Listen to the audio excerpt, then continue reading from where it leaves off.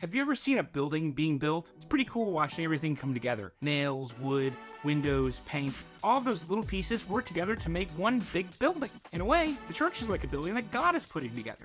Wait, does that mean I'm gonna have to be covered in paint? God's Spirit lives in each of us who believe in Him, and together we make up the church. In Ephesians 2, Paul writes to the church in Ephesus and explains how Jesus broke down the walls between Jews and Gentiles, non-Jews, and brought them into one family. In verse 22, Paul writes this, "And in Him you too are being built together to become a dwelling in which God lives by His Spirit." Paul uses the Greek word katoi, which literally translates to the dwelling place, or dwelling. So God's Spirit lives in us? Exactly. This is extremely significant because in the Old Testament, the Spirit of God was inside the innermost part of the temple, called the holiest of holies. Here, Paul is saying that because we now have the Spirit, our bodies are His temple, and we are being built together into one temple for God to live by in His Spirit. What does that mean for us today?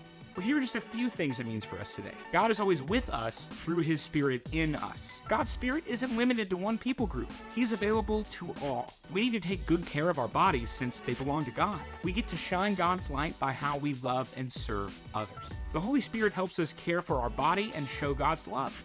As we listen and obey Him each day, God's light shines through us. Let's honor God with our bodies and share His love with the world around us. Taking care of our bodies and recognizing that we belong to God is one way that we can steward our lives. And as we learn to steward our bodies, a great place to start can be the Steward's Prayer. Lord, what do you want me to do today with all you've trusted me with to honor you, to advance your kingdom? God bless you as you trust in Him today.